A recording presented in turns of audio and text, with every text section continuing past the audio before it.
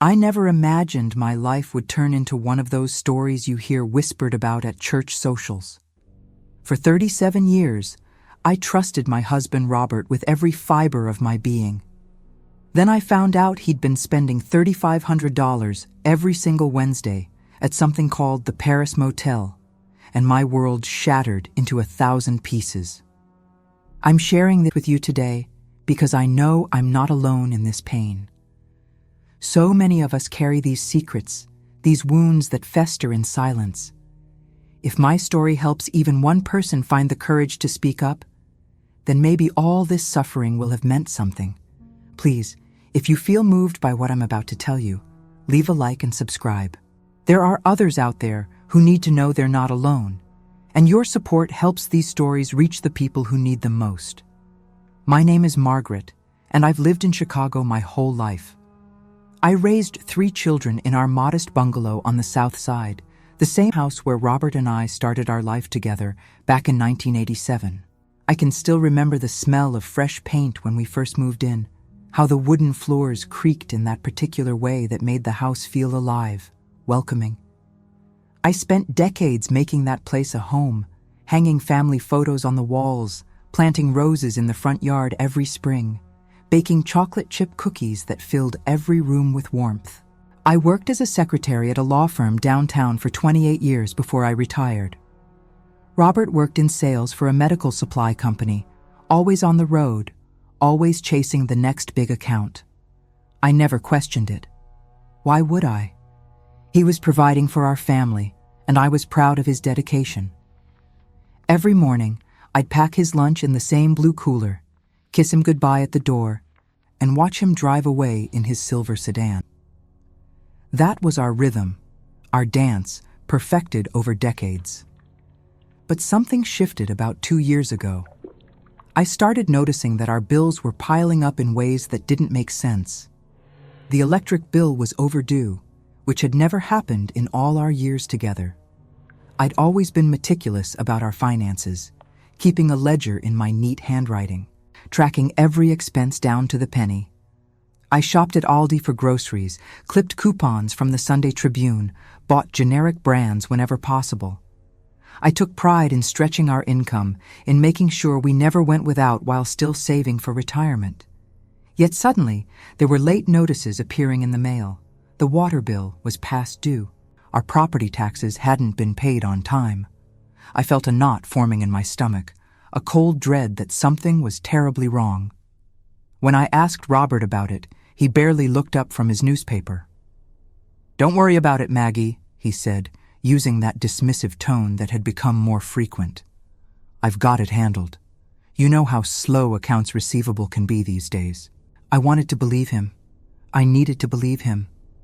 So I pushed down that nagging feeling and went back to my routines, folding laundry, watering the roses, pretending everything was fine. But the notices kept coming, and with them came an anxiety that settled into my bones like the Chicago winter cold, relentless and numbing.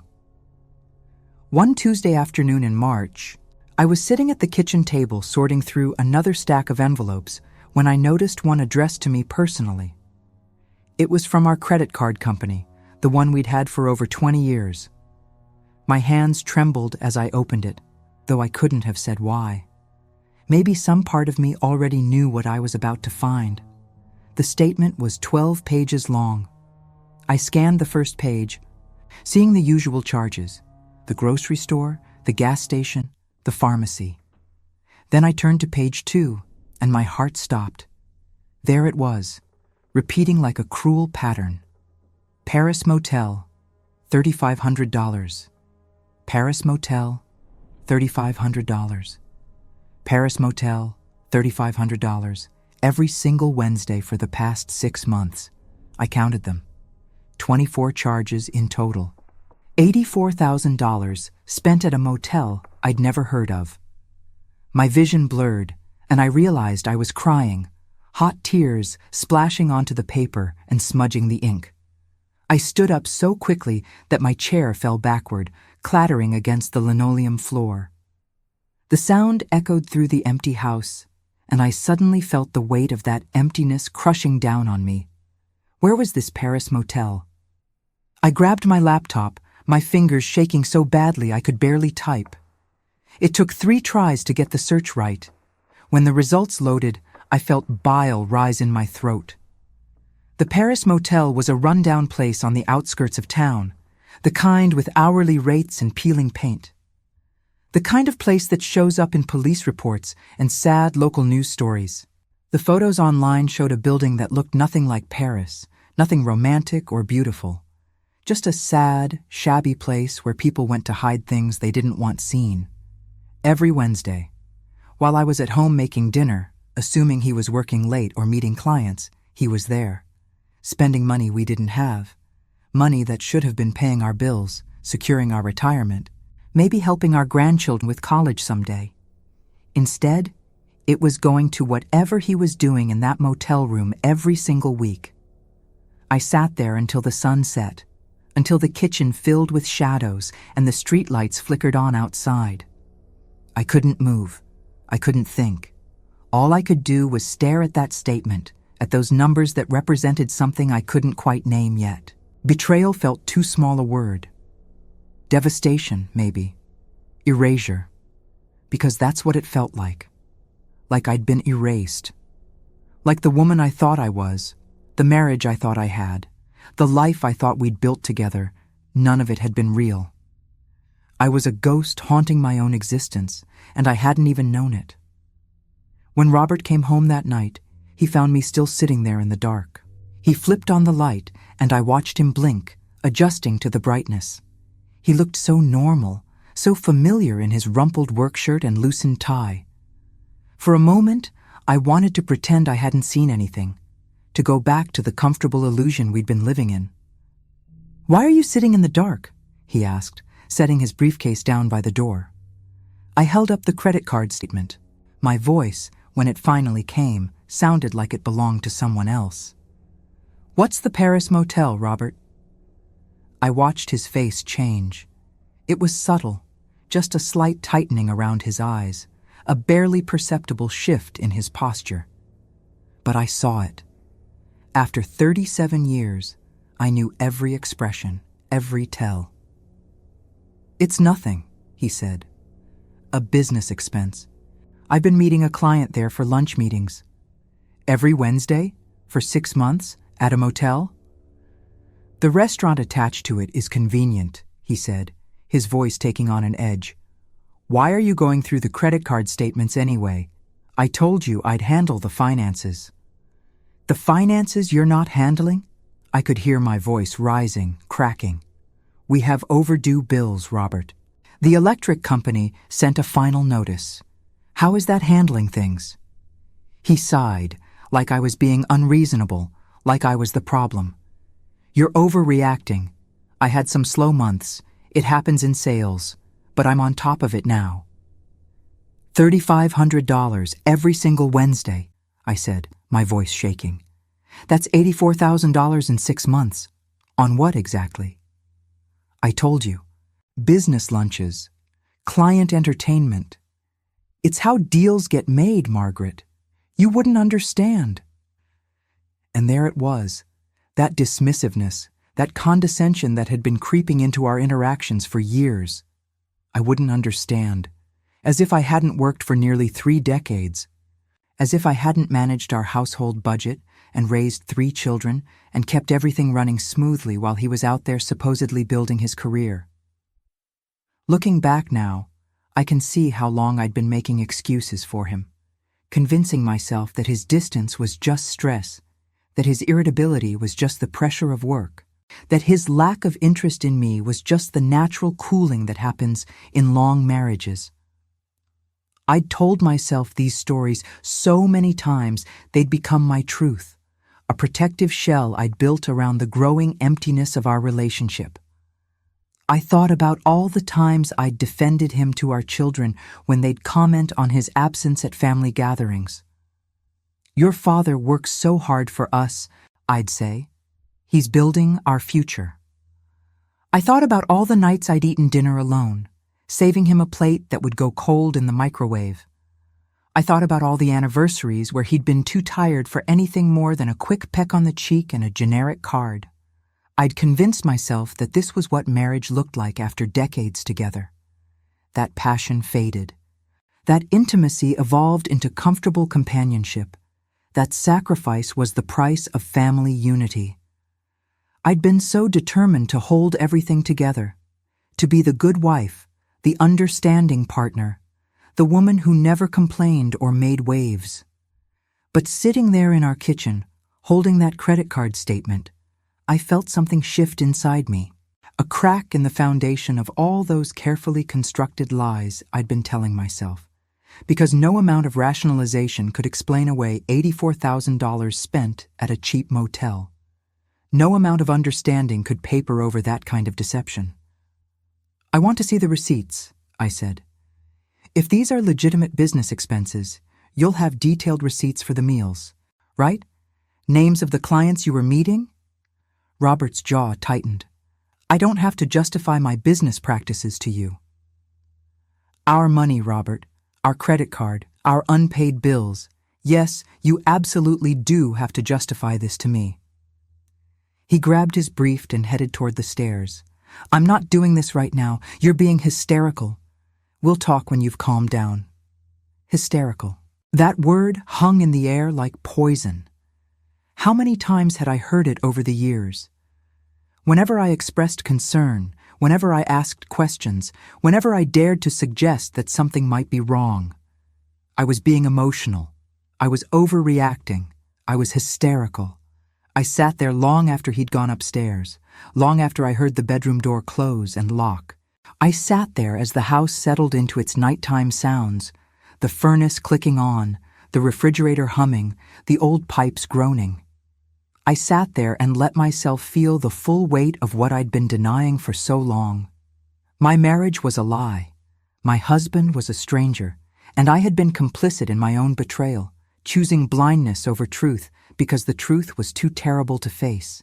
Research shows that financial infidelity affects 1 in 3 couples, but it felt like I was the only person in the world experiencing this particular brand of devastation. The loneliness was suffocating. I slept on the couch that night, or rather, I lay there staring at the ceiling, watching shadows move across the plaster as cars passed on the street outside. I thought about our wedding day, how young and hopeful we'd been. I thought about bringing our babies home to this house, how Robert had painted the nursery yellow and assembled the crib with such care. I thought about family Christmases, summer barbecues, all those ordinary moments that had seemed to add up to a real life, a good life. Had any of it been real? Or had I been living in a fantasy of my own creation, seeing what I wanted to see, believing what I needed to believe? The next morning, I called in sick to volunteer shift at the library. I couldn't face anyone, couldn't paste on a smile and pretend everything was normal. Instead, I went to the bank. I needed to understand the full scope of our financial situation, needed to see exactly how bad things had gotten while I'd been busy trusting and forgiving and making excuses. The banker, a young woman named Jessica with kind eyes, pulled up our accounts on her computer. I watched her expression change as she scrolled through the statements, and I knew it was bad before she even spoke. "Mrs. Patterson," she said carefully, "are you aware that your joint checking account is overdrawn by almost $3,000? I felt the room spin. "That's not possible. We should have at least $10,000 in there. That's our emergency fund." Jessica turned the monitor so I could see. There it was, a steady drain of withdrawals and transfers over the past year. Our savings account, which should have had $35,000, now held less than $200. Our retirement fund had been depleted by half. "Where did it go?" I whispered. "Most of it was transferred to an account I don't have access to," Jessica said. "It appears to be a personal account under just your husband's name." He'd hidden money. While telling me we needed to tighten our belts, while I was buying generic cereal and wearing the same coat I'd had for 10 years, he'd been siphoning off our savings into a secret account. The betrayal went so much deeper than I'd imagined. I must have gone pale because Jessica quickly got me a glass of water. "Mrs. Patterson, are you all right? Do you need me to call someone?" "No," I managed. "No, I'm fine, thank you." But I wasn't fine. I was drowning. I was disappearing. I was becoming invisible in my own life, and the worst part was that I'd let it happen. I'd been so busy being the good wife, the patient partner, the understanding woman, that I'd forgotten to protect myself. I'd thrown away every boundary, every bit of self-respect, every shred of self-preservation in the name of family unity and marital harmony. I'd read somewhere that 60 to 80% of domestic abuse cases involve coercive control. I'd always associated that term with physical violence, with bruises and broken bones. But sitting in that bank, looking at the wreckage of our finances, I understood that control could be quieter than that. It could look like dismissiveness and condescension. It could sound like you're overreacting and you wouldn't understand. It could feel like slowly dissolving into nothingness while everyone around you pretends not to notice. I drove home in a daze, Robert's words from the night before echoing in my head. "I've got it handled. You wouldn't understand. You're being hysterical." Each phrase was a small cruelty, a tiny cut that on its own might have been forgettable. But accumulated over years, over decades, they'd carved away at me until I'd started to believe them. Until I'd started to think that maybe I was the problem, that maybe I was asking too much, expecting too much, feeling too much. That afternoon, I did something I'd never done before. I went through Robert's home office. I felt like a criminal, like I was violating some sacred trust. But hadn't he already violated every trust we'd ever had? In the back of his filing cabinet, behind folders of old tax returns, I found a separate credit card statement. This one was in his name only, and the charges made my stomach turn. Jewelry stores, high-end restaurants in neighborhoods we never went to, hotel rooms in the city. And there, again and again, the Paris Motel. But this statement showed more detail than the one I'd seen yesterday. It showed room numbers. It showed check-in times, Wednesday afternoons, always between 2 and 4. I sat on the floor of his office, surrounded by evidence of a life I knew nothing about, and I let myself break. I sobbed until my ribs ached, until my throat was raw, until there were no more tears left. I cried for the woman I'd been, the woman who'd believed in love and commitment and happily ever after. I cried for all the years I'd wasted, all the sacrifices I'd made, all the times I'd swallowed my doubt and my hurt because I'd been taught that good wives don't make trouble. But mostly, I cried because I finally understood that I'd been alone in this marriage for a very long time. Maybe always. Maybe the partnership I'd believed in had only ever existed in my imagination. A story I'd told myself to make sense of a reality that was much darker and lonelier than I could bear to admit. When I finally pulled myself together, when I'd washed my face and tried to make myself look presentable, I heard Robert's car in the driveway. I listened to him come through the front door, heard him call out, "Maggie?" in that casual way that suggested nothing had changed, that we were still the same couple we'd always been. I met him in the hallway, and I watched his face when he saw what I was holding. All the evidence, all the statements, all the proof of his deception laid out in my shaking hands. "We need to talk," I said, and my voice was different now, harder, colder, the voice of a woman who'd finally stopped pretending. He tried his usual tactics. He told me I was making a big deal out of nothing. He said I was being paranoid. He suggested I was going through menopause, that my hormones were making me irrational. Every word was designed to make me doubt myself, to make me feel crazy, to make me back down and return to the comfortable role of the woman who asks no questions and accepts whatever scraps of attention he deigns to throw her way. But something had fundamentally changed in me. I looked at this man I'd been married to for 37 years, and I saw a stranger. Worse than a stranger. I saw someone who'd deliberately hurt me, who'd stolen from me, who'd lied to me while looking me in the eye and making me feel like I was the unreasonable one for wanting basic honesty and respect. "I want you to leave," I said. He laughed, actually laughed. "This is my house too, Margaret."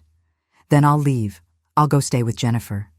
Our daughter lived in Evanston, and I knew she'd take me in, no questions asked. Well, lots of questions probably, but she'd take me in. "You're not going anywhere," Robert said, and there was something in his tone that made my skin crawl. "You're my wife. We're going to work through this like adults." Adults don't lie and steal from their partners. I didn't steal. It's our money. I'm allowed to spend it. "On what, Robert? What are you doing every Wednesday at that motel?" He didn't answer. He just stared at me with this cold, dead expression I'd never seen before. Or maybe I had seen it, but I'd been too afraid to recognize it for what it was. Contempt. He looked at me with absolute contempt, like I was nothing more than an inconvenient obstacle to whatever life he'd been living behind my back. I left that night with just a suitcase and my purse.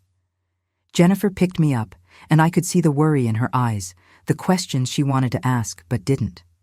I was grateful for her silence during the drive. I couldn't have explained it yet, couldn't have put words to the magnitude of what was happening.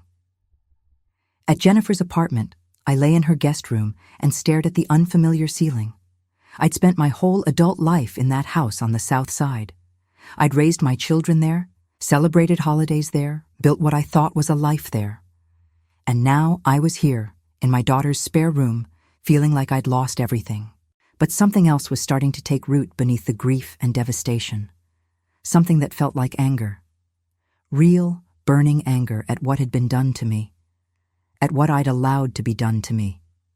Because that was the hardest truth to face. I'd had signs. I'd had moments of doubt, flashes of insight that something wasn't right. But I'd chosen to ignore them. I'd chosen to believe his excuses, to accept his dismissals, to prioritize keeping the peace over protecting myself. I'd been so afraid of being alone, so terrified of facing the truth, that I'd willingly put on blinders and walked through years of deception, telling myself it was fine, it was normal, it was what marriage looked like. Research shows that only 1 in 24 cases of elder abuse ever gets reported. I'd never thought of myself as a victim of abuse.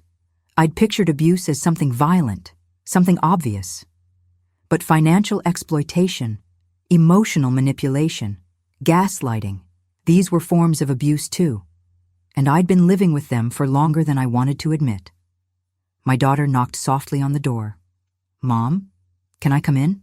"Of course, sweetheart." She sat on the edge of the bed, and in the dim light from the hallway, I could see tears on her cheeks. "I'm sorry," she said. "I should have said something sooner. We all should have." "What do you mean?" "We knew Dad was pulling away from you. We saw how he talked to you, how he dismissed you. Kyle wanted to confront him last Christmas, but I talked him out of it. I thought it wasn't our place, that it was between you two." She wiped her eyes. "I'm so sorry, Mom. We should have protected you." I pulled her into a hug, and we cried together. My children had seen it. They'd witnessed my slow erasure and hadn't known how to stop it.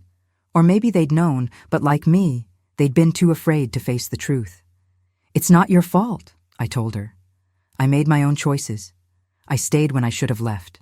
I forgave when I should have demanded change. I convinced myself that love meant accepting less and less until there was almost nothing left of me.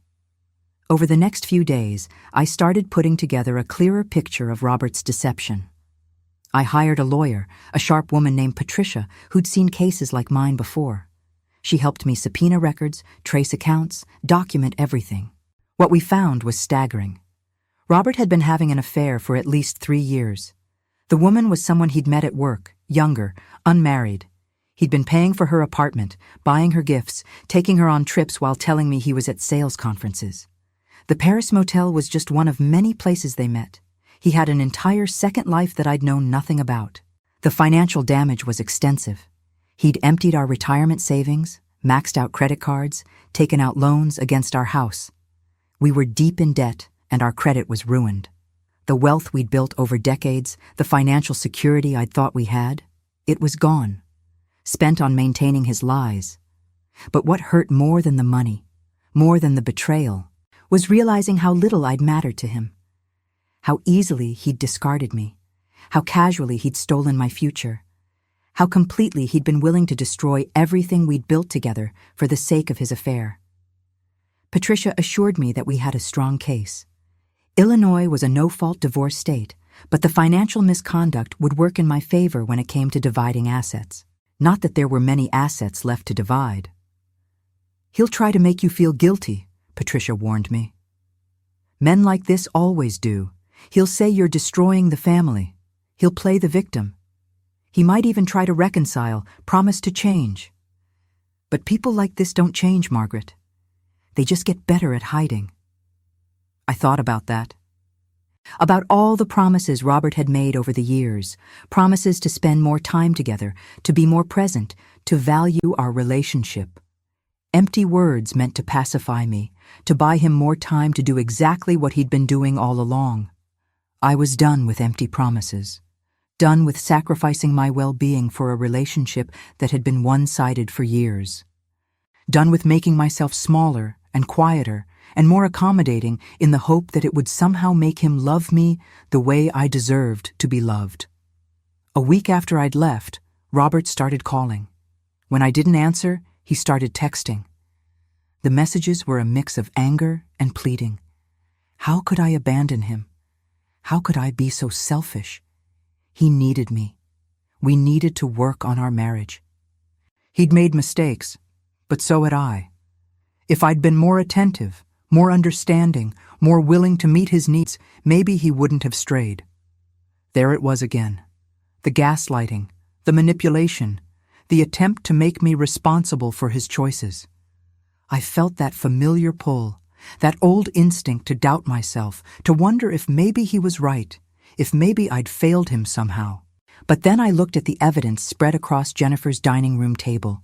The statements, the receipts, the documentation of years of systematic deception. And I knew with absolute clarity that none of this was my fault. I hadn't driven him to this. I hadn't deserved this. I'd been a faithful, devoted wife, and he'd chosen to betray that trust over and over again. I blocked his number.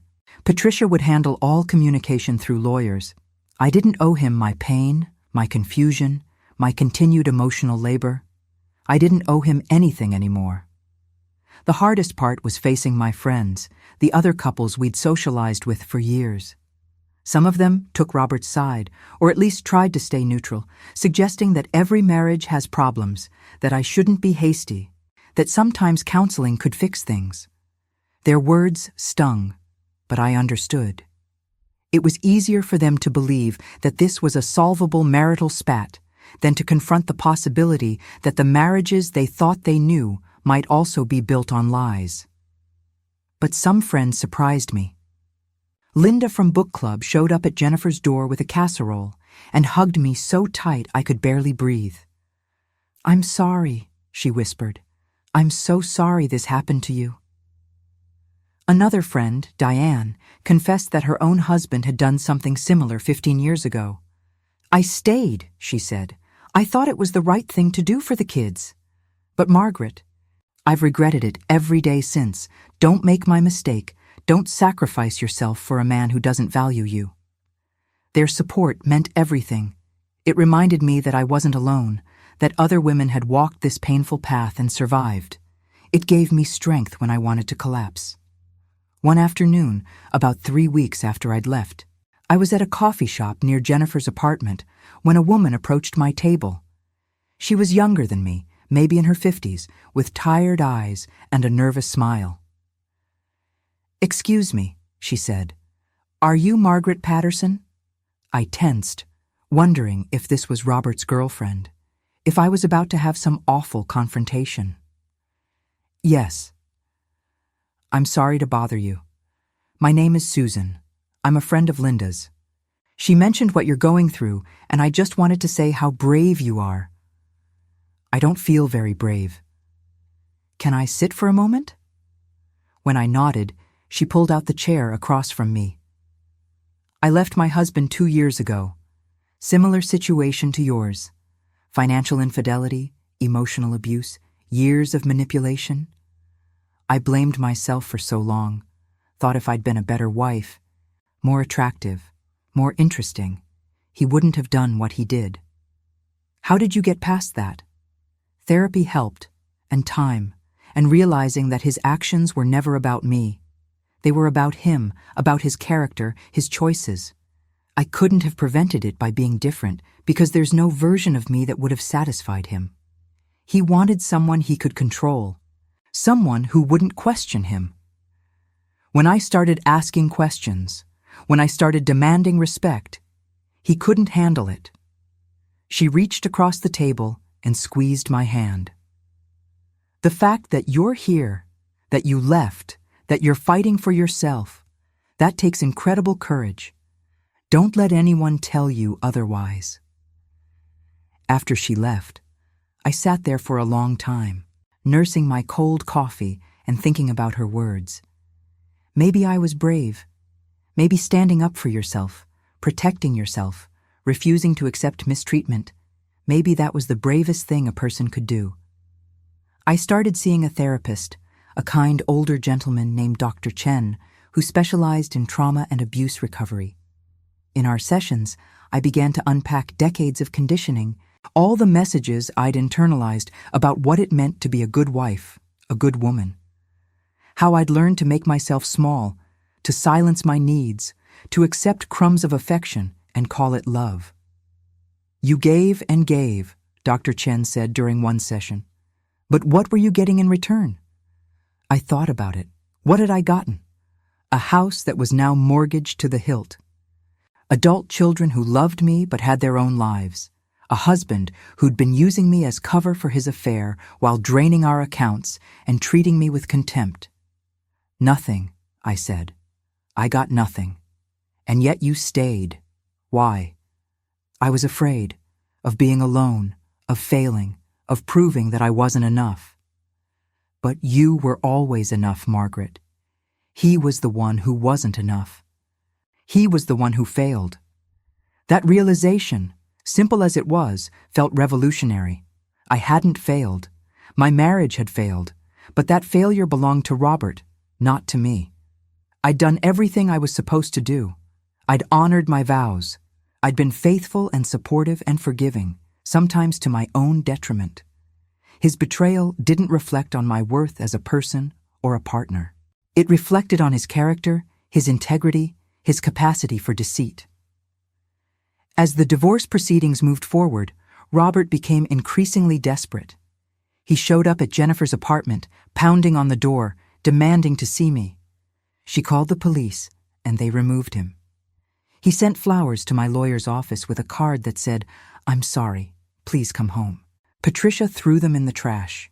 He tried to turn our children against me, telling them I was being vindictive, that I was blowing things out of proportion, that he'd made a mistake, but it didn't mean he didn't love me. But our kids were adults. They could see through his manipulation. They'd seen the credit card statements, the bank records. They knew what he'd done. Kyle, our oldest, called me one evening. "Mom, I'm so proud of you. I know this is hard, but you're doing the right thing. You deserve so much better than how he treated you." Hearing that from my son, knowing that he saw me as strong rather than weak, as brave rather than vindictive, it meant the world to me. Then came the family meeting Robert demanded. He wanted all of us together, said we needed to talk face to face. Patricia advised against it, but part of me wanted closure, wanted to look him in the eye one last time and let him know that his power over me was gone. We met at a neutral location, a conference room at Patricia's office. Robert showed up looking haggard, like he hadn't been sleeping. Good, I thought. Let him feel a fraction of the pain he's caused. He tried everything. He cried. He begged. He said he'd been going through a midlife crisis, that he'd made terrible mistakes, that he wanted to make things right. He promised to go to therapy, to cut off all contact with the other woman, to spend the rest of his life making it up to me. "I love you, Maggie," he said, and I almost laughed at the absurdity of it. "I've always loved you." This affair, it meant nothing. She meant nothing. "You're my wife. You're the mother of my children. Please, give me another chance." I looked at him, really looked at him, and felt nothing. No anger, no sadness, no love, just a profound emptiness where he used to be. You destroyed us, I said quietly. You destroyed everything we built. You stole from me, lied to me, betrayed me in every possible way. And now you want me to believe it meant nothing? That she meant nothing? If that's true, Robert, it makes it even worse. You destroyed our life for nothing. I made a mistake. No. A mistake is forgetting an anniversary or saying something hurtful in anger. What you did was deliberate, sustained, calculated betrayal. You looked me in the eye every single day and lied. You let me worry about our finances while you were spending our money on your girlfriend. You let me think I was crazy for questioning you, for feeling like something was wrong. That's not a mistake. That's cruelty. So that's it? 37 years means nothing to you? It meant everything to me. That's why this hurts so much. But those 37 years, they weren't real, Robert. They were a fantasy I was living in while you were living your truth somewhere else. I can't go back to the fantasy now that I've seen the truth. I stood up, gathering my things. Before I left, I had one more thing to say. I spent decades trying to earn your love, trying to be good enough, patient enough, understanding enough. I sacrificed my needs, my boundaries, my self-respect, and it was never going to be enough because the problem was never me. It was always you. You're not capable of the kind of love I deserve, and I'm done settling for less. I walked out of that conference room with my head high, and I felt lighter than I had in years. The weight of trying to fix an unfixable marriage, of trying to love someone who didn't value me, of trying to be enough for someone who would never be satisfied, all of it lifted off my shoulders. A few weeks later came the twist I hadn't seen coming. Robert had been planning to leave me anyway. Patricia discovered emails between him and his girlfriend, discussing their future together. Plans to move to Arizona once he'd taken care of things with me. Taking care of things meant draining every account we had, leaving me with nothing, making it impossible for me to fight the divorce. But he'd made a critical mistake.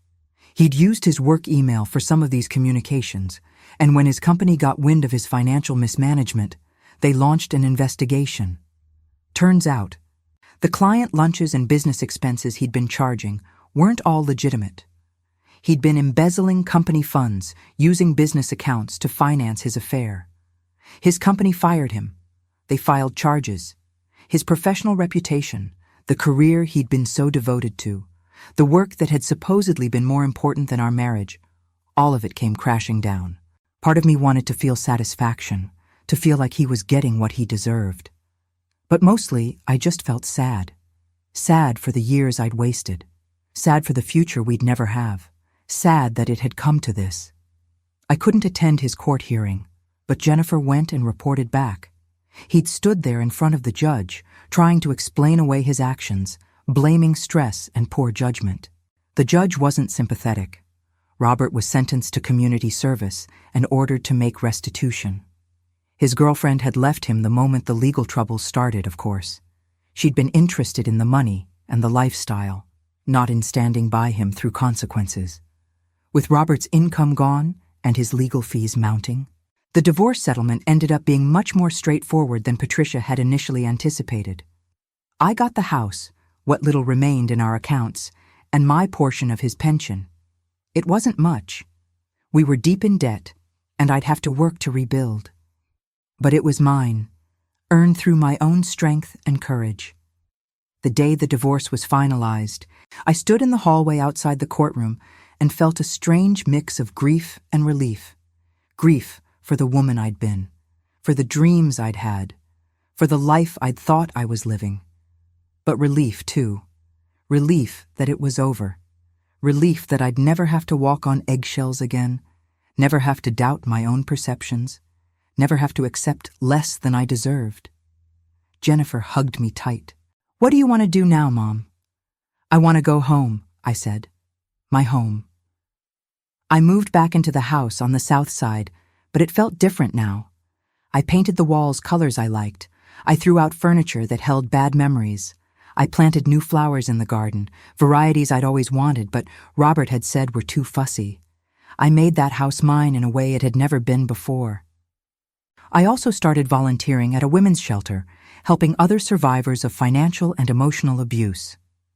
I shared my story at support groups, and I saw recognition in the eyes of the women listening. They knew this pain. They'd lived it too. And if I could find the courage to leave, to rebuild, to reclaim my life, maybe they could too. One woman, Maria, came up to me after a meeting. "Thank you," she said. "I've been making excuses for my husband for 15 years. Hearing you, seeing how strong you are now, it gave me hope that I can do this too." "You can," I told her. "It's hard, it's terrifying, but you're worth it. Your peace of mind is worth it. Your future is worth it." Helping others helped me heal. Every woman I supported, every story I heard, it reminded me that I wasn't alone in this experience, that there was a whole community of women who'd been underestimated, exploited, gaslit, and who'd found the strength to fight back. 6 months after the divorce, I did something I'd always wanted to do. I enrolled in art classes at the community college. I'd loved painting as a young woman, but had given it up when I got married and had kids. There never seemed to be time or money for hobbies that were just for me. But now, standing at an easel with a brush in my hand, I felt a part of myself awakening that had been dormant for decades. I wasn't very good at first. My paintings were amateurish, my technique rusty, but I didn't care. I was doing something for the pure joy of it, not because it was productive or useful or made me a better wife or mother, just because it made me happy. My instructor, a kind woman named Ruth, encouraged me to experiment, to trust my instincts. "Don't overthink it," she'd say. "Feel the color. Let yourself be free." Freedom. What a concept.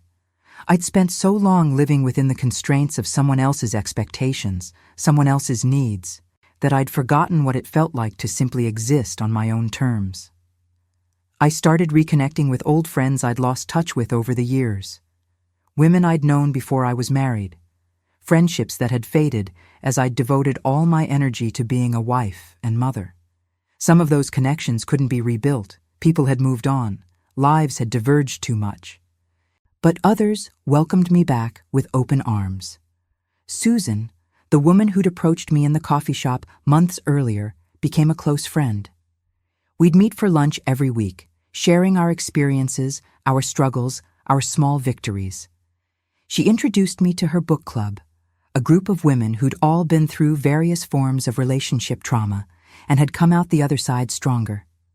One evening, we were sitting on Susan's porch, watching the sunset and drinking wine, when she asked me a question that took me by surprise. "Do you think you'll ever date again?" I laughed. "At my age, after everything I've been through? I don't think so." "Why not? You're only 64, Margaret. You could have another 20, 30 years ahead of you. Do you really want to spend all of them alone?" I thought about it.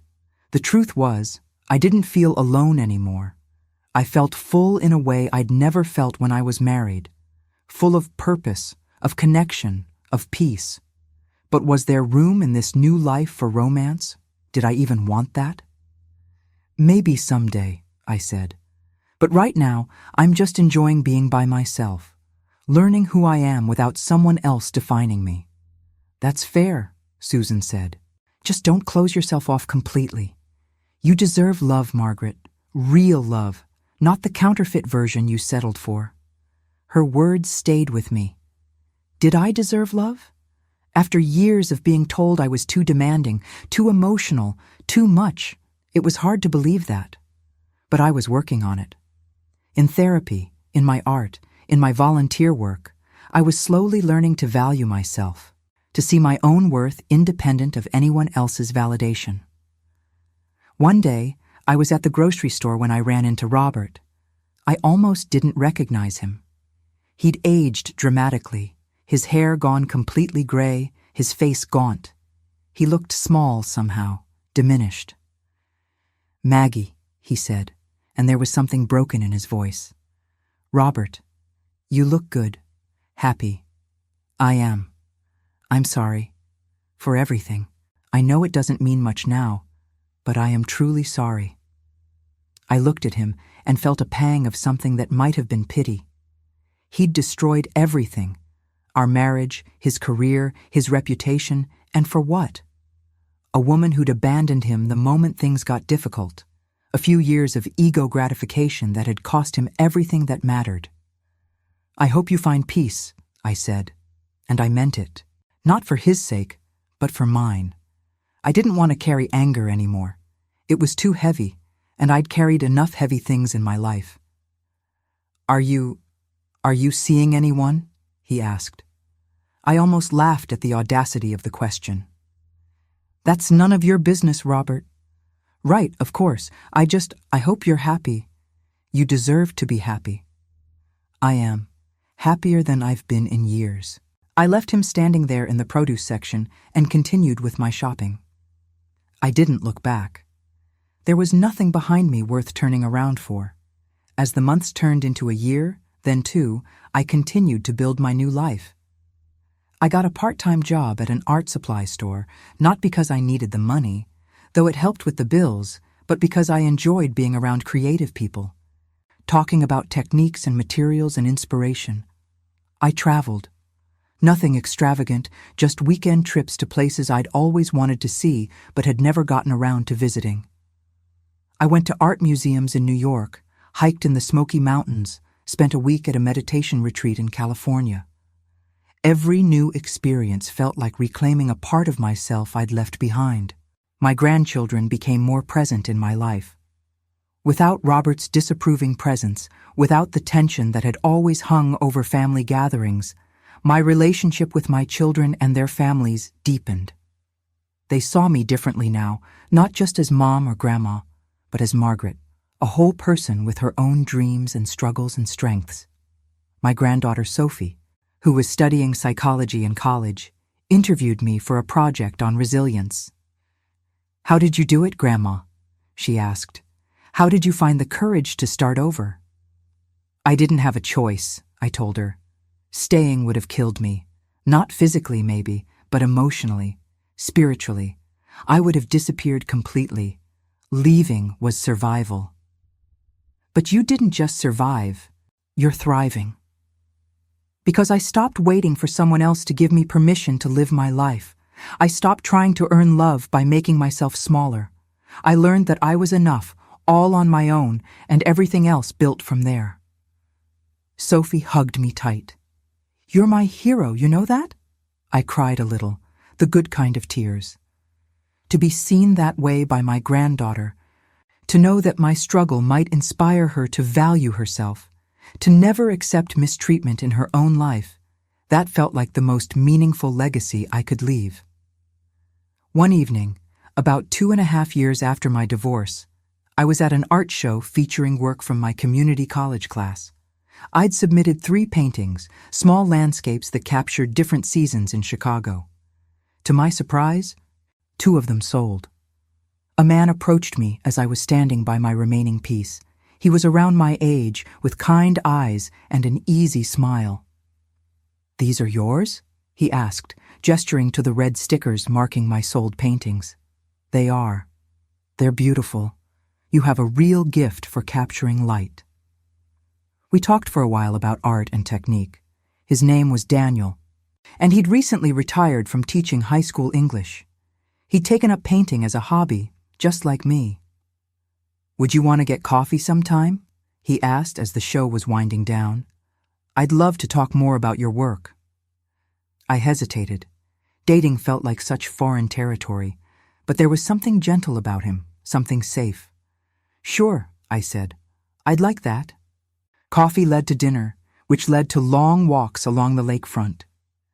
Daniel had been widowed 5 years earlier, and he understood loss and rebuilding in a way that felt comforting. He never pushed, never demanded more than I was ready to give. He seemed content just to be in my presence, to share conversation and companionship. I'm not looking to replace what I had, he told me one evening. I loved my wife deeply, and I'll always carry that. But I've learned that the heart has infinite capacity. There's room for old love and new love, for honoring the past while building something different in the present. I appreciated his honesty, his emotional intelligence. Robert had never talked like this, had never been capable of this kind of vulnerability and self-awareness. "I'm not sure what I'm ready for," I admitted. "I'm still learning how to be just me." "Then let's just be friends who enjoy each other's company," Daniel said. "No pressure, no expectations, just two people sharing their lives." That felt manageable, safe, and slowly, over months of friendship, something deeper began to develop. Not the consuming passion of youth, but something steadier, warmer. A companionship built on mutual respect and genuine affection. I was careful this time. I watched for red flags, for signs of manipulation or control. I maintained my boundaries, my independence. I didn't lose myself in the relationship because I knew now how precious that self was, how hard I'd fought to reclaim it. Daniel respected that. He had his own life, his own interests. We complemented each other rather than consuming each other. It was the healthiest relationship I'd ever had, and it was possible because I'd finally learned how to love myself first. One afternoon, I was sitting in my backyard with my journal, something Dr. Chen had encouraged me to keep. I was reflecting on how far I'd come, from that devastating day when I'd found the credit card statement to this moment of peace and contentment. I'd lost so much. My marriage, my financial security, years of my life to a man who didn't value me. But I'd gained something too. Self-respect, autonomy, the knowledge that I could survive anything, the freedom to define my own life on my own terms. Would I have chosen this path if I'd known where it would lead? The pain, the fear, the uncertainty? Probably not, but I couldn't regret it now. This version of me, strong and independent and whole, she was worth every difficult step of the journey. I thought about all the women still living the life I'd escaped, women making excuses for partners who didn't respect them, women sacrificing themselves on the altar of family unity, women who'd been told so many times that they were too much or not enough that they'd started to believe it. I wanted them to know what I'd learned, that it's never too late to reclaim your life, that you don't have to accept mistreatment just because you've accepted it before, that walking away doesn't make you a failure, it makes you brave, that prioritizing your own well-being isn't selfish, it's necessary. The cost of silence, of staying, of continuing to enable abuse is so much higher than the cost of speaking up and walking away. Yes, leaving is hard. Rebuilding is hard. Learning to trust yourself again after years of having your perceptions questioned is hard. But staying in a situation that's destroying you, that's harder. That's unbearable. I looked around my garden, at the flowers I'd planted, the vegetables growing in neat rows. This was mine. I'd created this. Not for anyone else. Not to prove anything, just because I wanted to. And that simple act of creating something beautiful for my own enjoyment felt revolutionary. My phone buzzed with a text from Daniel asking if I wanted to see a movie that evening. I smiled and typed back, yes. Then I returned to my journal, to the practice of documenting my thoughts and feelings, of honoring my own inner voice that had been silenced for so long. If you're reading this, if my story resonates with you, I want you to know that you deserve better. You deserve respect, honesty, fidelity, genuine love. You deserve to be valued, not diminished. You deserve to feel safe, not afraid. You deserve to be celebrated, not criticized. And if you're not getting those things in your relationship, if you're being manipulated or controlled or gaslighted or financially exploited, please know that it's not your fault. You haven't failed. Your partner has failed you. And you have the right to protect yourself, to demand better, to walk away if necessary. Document everything. Keep records of financial transactions, save texts and emails. Take photos if there's any physical evidence of wrongdoing. Knowledge is power, and you'll need that power if you decide to leave. Build a support system. Find people who will believe you, who will stand by you, who will remind you of your worth when you start to doubt it. Professional help, therapy, legal counsel, these aren't luxuries, they're necessities. And most importantly, trust yourself. If something feels wrong, it probably is. Your instincts, your perceptions, your feelings, they're valid. Don't let anyone convince you otherwise. The journey won't be easy. There will be days when you want to give up, when going back seems easier than moving forward. There will be moments of crushing loneliness, of financial stress, of doubt so profound it feels like drowning. But I promise you, on the other side of that pain is a life worth living. A life where you get to decide who you are and what you deserve. I'm 70 now. I've been divorced for almost 8 years. I have a partner who respects me, children who admire me, grandchildren who see me as strong. I have hobbies that fulfill me, work that engages me, friendships that sustain me. I have peace. Could I have had this if I'd stayed? Never. Robert would have continued to drain our accounts, to lie, to diminish me until there was nothing left. I'd be a shell of a person, going through the motions of a life that had long since lost its meaning. Instead, I'm here, whole, free, myself. Was it fair what happened to me? No. Did I deserve any of it? Absolutely not. But I survived it. More than survived. I transformed it into something meaningful. My pain became purpose. My trauma became teaching. My survival became inspiration. And if one person reads this story and finds the courage to leave an abusive situation, to stand up for themselves, to reclaim their life, then every moment of suffering will have been worth it. So I'll ask you, have you or someone you know lived through something similar? Have you felt that crushing weight of trying to love someone who doesn't love you back?